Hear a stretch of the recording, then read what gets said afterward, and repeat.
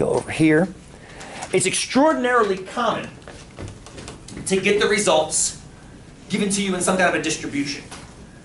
But we know that even if we have data given to us in a distribution, we can deal with it, can't we? We can deal with it, can't we? How do we deal with it? Build a histogram. We build a histogram around it. How do we build a histogram around it? Take Well, all the data. first of all, let me get this up here. This is the PDX Marathon. Anybody ever run this one before? On the list of things to do. List of things to do. There you go. Is it a flat one? Yeah. Nice. Tamara ran it last year and she was just, Pretty flat. yeah, I mean, it's still Flat-ish. I mean, it's Flat-ish, right. Yeah. Age. It's hillier than she thought it was going to be. Oh, sure.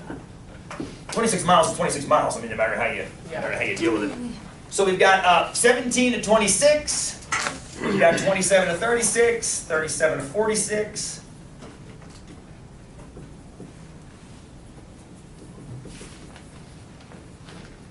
All right.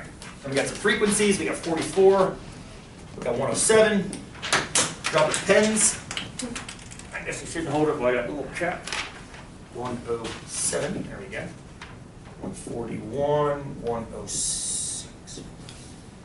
Okay, beautiful.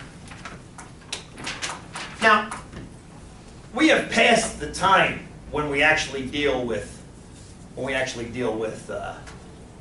manual calculations of all this stuff. If I asked you what the average age of someone who ran this marathon was, you could give me the mode, you can give me the median, or you can give me the mean. But I'm tired of having you guys crunch that stuff by hand. You've done it for like a week. That's 10% of the course. That's 10% of the course. That's long enough. We use technology now. But the important thing is being able to get this into a form that we can actually use our technology to help us with. If you put this into your TI, it's going to get upset with you. Yeah. So what are you going to tell it? 45X. Yes, you're going to use the midpoint of each of these ranges. Oh, okay. Just like we did before, remember? Just like we did before. If it was 0 to 2, we used 1. If it was 3 to 5, we used 4. That hasn't changed. That hasn't changed. So I have it between 17 and 26. 21.5? Beautiful? Yeah?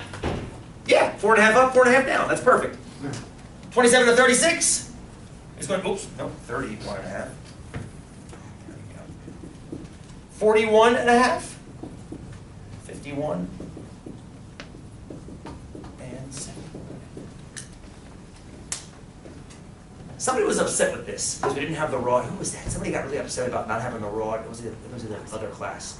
There was one student that just was, it was the other 243 class. I want the raw data, I want the raw data. I'm like, that's fine. You usually can't have it. That's okay. Because remember, what we learned, and I did make a video on this, was even if you don't have the raw data, you get damn close to the true value with grouped data, as long as you're consistently grouping your data. And that last video I posted off of the, I forget which page it was, that explains that through some Excel simulations. All right, so here we go. What are you saying? There we go. What do you mean? So we have all the information. What are you planning on doing with it, Mr.? I don't like your tone, Missy. Missy? I'm not gonna lie to you, I don't like your tone right now. Where do you want to Keep a straight face. Do I want- What are we gonna do with this, do you think? Multiply. Well, that was old school. We did that by hand. Yes, Right. TI's gonna take care of for us. L1. L1, L2. Two lists, L1, L2. Yeah, no. You guys are 100% correct with the multiplication. Absolutely. If you were crunching this by hand, you'd multiply the 21.5 times 44, blah, blah, blah, blah, and then sum up the two lists. Yeah, absolutely. But I mean, as data sets get larger and larger, it gets more and more cumbersome to do that. I don't want you doing that. Do you understand why? I dragged you through that for a week as to why you did that. And you were great. You were great sports.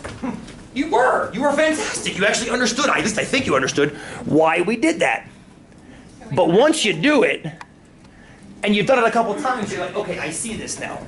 And in much the same way that people graduate from stick shift to automatic transmission, you just know that something's doing the shifting for you. Okay, I personally like stick. It's kind of hard to find it these days, but it is. But the fact of the matter is, if you use an automatic, you kind of know that something's going on with shifting. You used to do it by hand, and now the machine's taking care of it. Same thing. So we go into our stat editor. L1 become, to clear all this out, 21.5.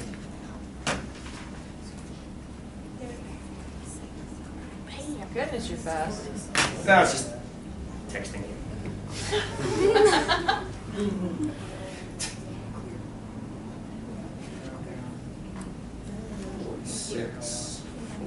Yeah.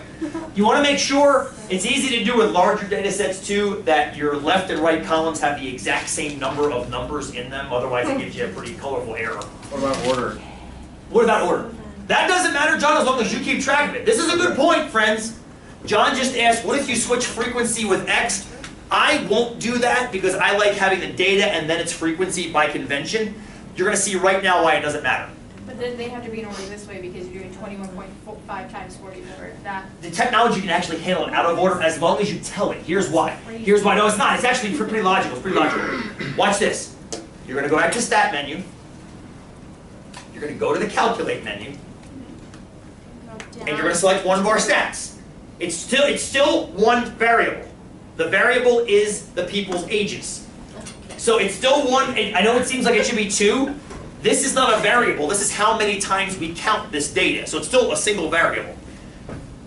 But here is where I'm going to clear the screen so it's more obvious. Go back to that. Don't just press enter right now. If you do, what it will do, you know what the hell? Press enter right now. There. That's going to give you. It's going to give you an answer. It's going to tell you the average is 46.5 years, and the standard deviation is about 19 years. It's also told you that 6 people ran in the race. Now you know that's not true, because you've got a few hundred in this list. So what did it just do? It just took the 6 points because we didn't tell it to do the other thing. It just, remember what I said? Wait, it's exactly right, Stace. When you press one of our stats and enter, it goes right to L1, puts blinders on for everything else, and does the list in L1. So that's the really, really nice full screen full of meaningless information. We have to tell it that we have data, we have frequencies in L2. So here's what you do. Go through the whole thing again. Stat, calc, one bar stat. Stop! Before you press enter, tell it L1, which you get by pressing second and then 1, comma, which is right above the 7 button. Do I put a comma? L2. No, you guys put frequency list L1, list L1, frequency list L2. Madeline, I think yours says that too. Yours says list and freq list, I think, in yours. It says list and frequency. Yeah, you'll put L1, L2. Everybody else, we put L1, comma, L2. And John, this is why it doesn't matter what order you put them in. If you reversed it, you would go L2, L1. Wait, so I do L1 in the list and then L2 in frequency? Yes, ma'am, because that's where your frequencies are. Yeah, you have to speak TIEs a little bit here. When it asks for freq list, it's the frequency list. Got it. So that's what we're putting second. We're putting L2 second because it's saying use L1 as data, but use it L2 times. But we're going to put those things in order so we can know which ones do by which thing. If the ages between 17 and 26, there's Right. But John is saying if you put this in L1 and this in L2, Oh, yeah, no, but I was you saying would just reverse. those have to be in order. Is what I'm Oh, yeah, as long as you tell the TI what to do with it. So here we go. There we go. Press enter. Just press enter at this point. Now there are 448 people in the race. That makes a lot more sense. That makes a lot more sense. Their average age is just about 42 years, with a standard deviation of ish 12 years. Roughly 42 years of age, plus or minus 12. That's significantly different than it was before we had 6 data points. And the reason the standard deviation went down, what'd you get? I got, for average, it's 37.7. Interesting. Check your data. Are we getting this? 48. We're getting, just check your data, run through your data list again, make sure everything's, it could be off by 1 data point. The reason why the standard deviation Wouldn't the frequency went, be different then? Wouldn't N be different? I say it again. Wouldn't You got 448? Yeah. You may have put just one of the numbers in wrong in the X column. The frequency column might be fine, it might be the X column that's off. Okay. I get the same thing, but my numbers are way higher, like double. Shit. Doubled. That could be a data entry error as well, John. People do that. I'm guessing, yes. I- All I'm saying, see, now here's the deal. We're assuming that I did it correctly. That's dangerous. So that's why when I hit enter, I look for your faces and I see people nod. That means you're getting similar results that I get. If we've got 17 of us getting the same thing, a couple of us getting off, then we just figure out why the 2 that are off are off. When you put in L2, John, did you type the number 2 at all or just second 2? Second too. Okay, that's bottom. We'll take a look after class. We'll figure it out. Don't worry about it right now. It's an easy I fix. think it's because I have my frequency in L1 and my thing in L2. No, then you put L2, L1. Yes. That's how you have to type it in. Okay, so I have to. Yes, that's what I'm saying. If you goof them up, just They have to be indicate in that the with the order. Oh yeah, the order's important. Yeah. Okay. But So even if I put them backwards, I just have to make put sure. it backwards on the one bar stat thing. Yeah. Everybody, don't do that. Just it makes it easier. It makes it easier because everything I do in class, I put the data first, followed by the frequency. Matt, did you find it? No. Let me see it real quick. I had erased the 44 by accident, so that's at there the we go. bottom. Did you get it? Yeah. I just have to that. Oh yeah, but your 44 doesn't go with 71.5. See, you put the 44 at the bottom, but now your 44 is you're saying there's 44 71.5 year olds. Oh, You've got to keep that 44 with the 21.5. okay, so how do I do that? Do I insert something? Yes, you can do it, sir.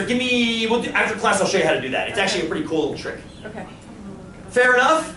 Yes. Now, can we make any claims about the probability of those within certain standard deviations of this? I got it. Can we? Well, we can if the data is bell-shaped. If the data is the data bell-shaped? Do I stand like this a lot? Yes. Is the data bell-shaped? Sort of fired. Is the data bell-shaped? I don't know. Let's go look at it. I can't tell by this. Let's look at it. Turn the histogram on. Let's look at it. Okay. Let's make a graph. This is the whole beauty of it. Second stat plot. You're already turned on, which is great, but just select that by pressing enter. Can you see the one thing that has to change?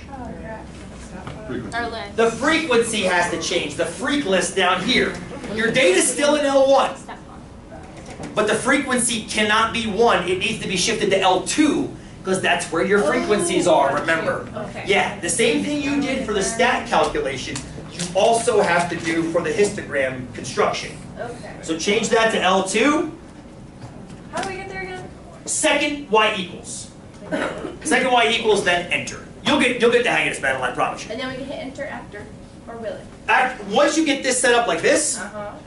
remember what you press? Zoom 9. Zoom 9 is the easiest button push to get to a quick window to get you a graph. Then you can finagle. What? You can't do it from the screen. This will be That's backwards. it. Why not? Mine does something. Oh, time out. I'm going to take a small aside for TI-84 users. If you're down here and you press the zoom button right now, you get this weird little menu. Okay, this only applies to TI-84 users. It's a glitch that they haven't fixed yet. The reason is, if you notice above your buttons, above your zoom button, there's a green F3. When you are, I'm going to quit out of here. When you are down here, you are in that alpha mode, which means you're in that green mode. Oh. So when you press the zoom button, it actually isn't the zoom button, it's the F3 button. So 84s, here's what I've trained myself to do. Either turn the alpha mode off or just scoot up a couple till you're not out alpha mode anymore. Then you can press zoom 9. That is a bug that they refuse to fix it. It pisses me off so bad. It doesn't help.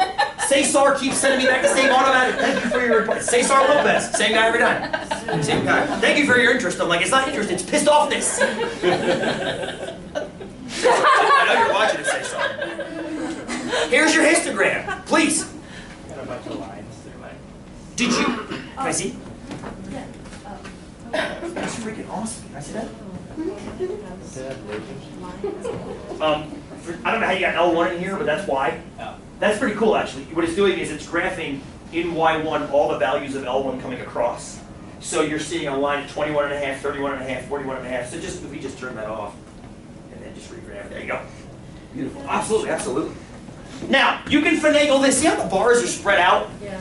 That's not a huge deal. Most of the time when I have you construct histograms in this class is to check the shape of the data. That's all. Just to check the shape of the data to see if it's bell-shaped or not. Because sometimes it won't be bell-shaped. We're going to generate a data set here in a second that actually deals with that. Tiff? Should we be, in our mind, should I always be thinking it should be bell-shaped, and if I check it and it's No. not? Thank you for this Okay. question. Thank you. In your minds, what you should do is kind of the reverse of how we've been doing it today. Because today was pedagogy.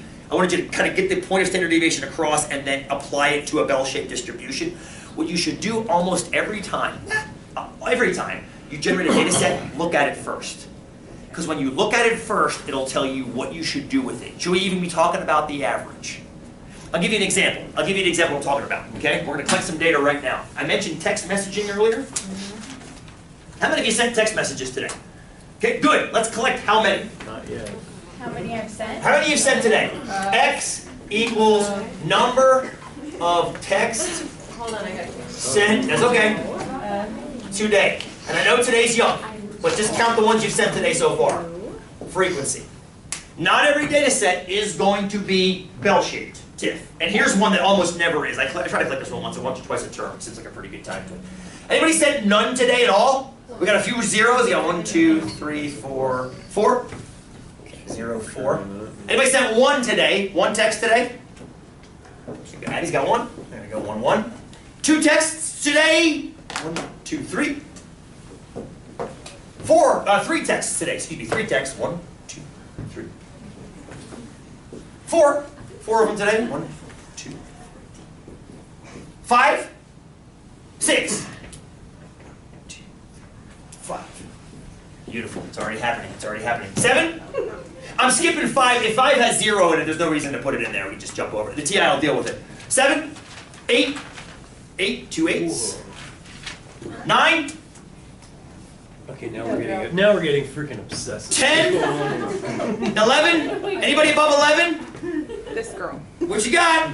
14. 14. Oh. That's right, we have teenagers. That's okay. I'm not judging. I'm collecting data. Give me a histogram. Good thing. I want to see that data. I want to see that data. Please, thank you. Please and thank you. Number of texts sent today. Please and thank you.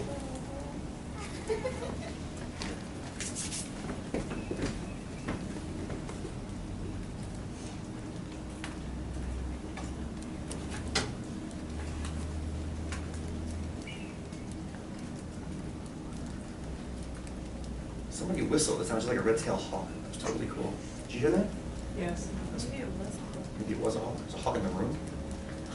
I taught here years ago when I first moved here, and 2 swallows flew into the room while I was teaching. Nice. That was pretty rad.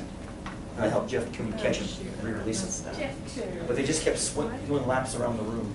Man, So I evacuated the building, oh, jeez. lest we get pooped on. They seem scared. Sure. I was- Oh, frequency, yeah, okay.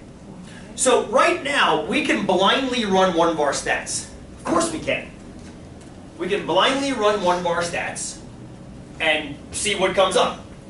But the question is yes, you can run one of our stats, you can give me an average, give me a standard deviation, give me a median, give me whatever you want to give me all kinds of measures. But that doesn't answer Tiffany's question, should we do that? Just because we can do something doesn't mean we should do it. That's why I encourage you to look at the graph first. Let's see what the graph looks like. That'll give us guidance. This goes back to our previous lesson on which measure of center should we use. Should we use standard deviation?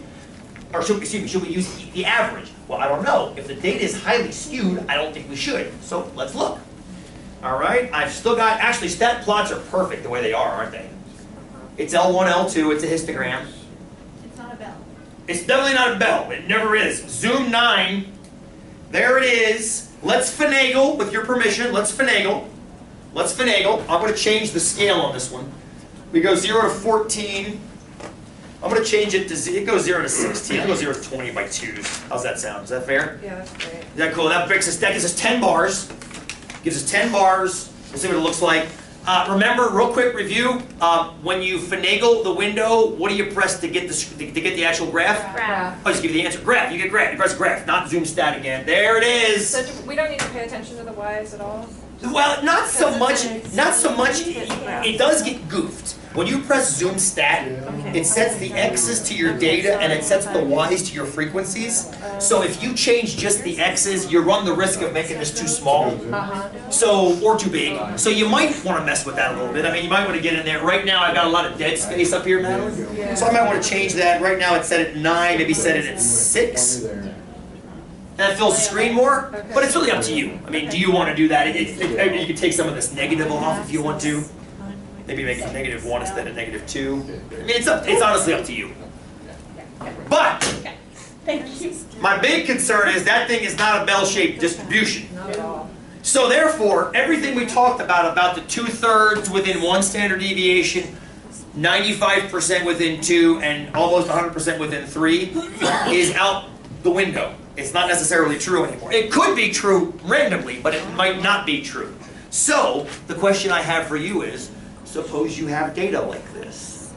Suppose you do get data that's highly skewed like this. Oh, right, then you said we use a different mode, right? I would use something different besides the average. I wouldn't use the average at all. How come? How come? How come? Because there's an outlier. Because there appears to be an outlier over here that might be yarding the average over.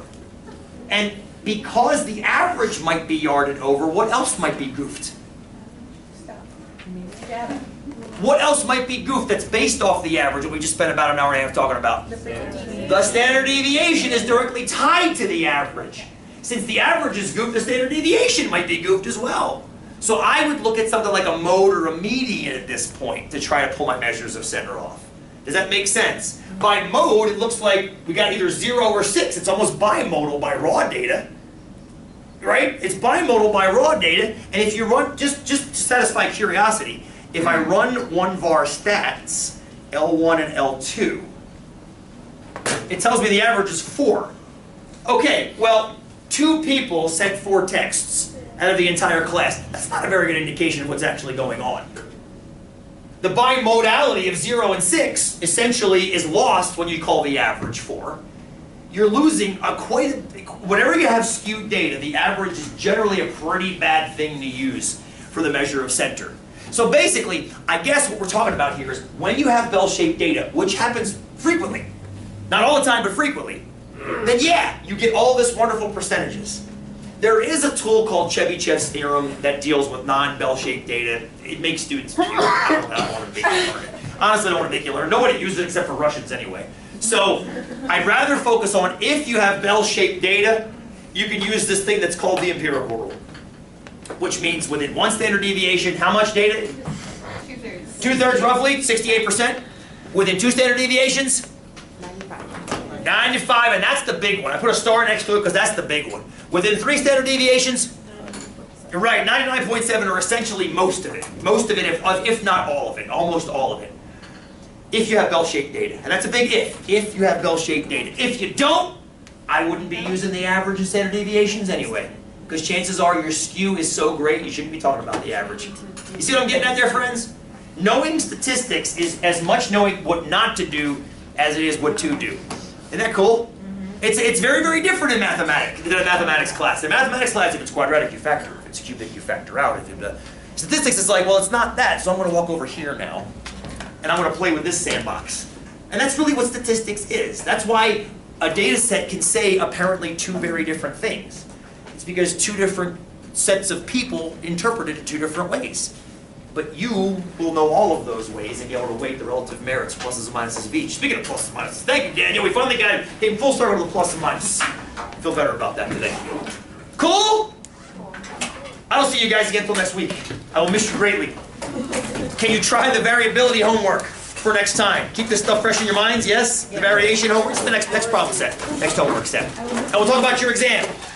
If you want to start prepping for your exam, which is a great idea, it'll be over the first 3 homework sets.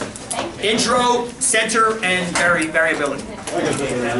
Cool? I'm going to start building it too. Starting today, I'm going to start putting it together so I have more information for you next time. Okay, doke? Rock on, my friends.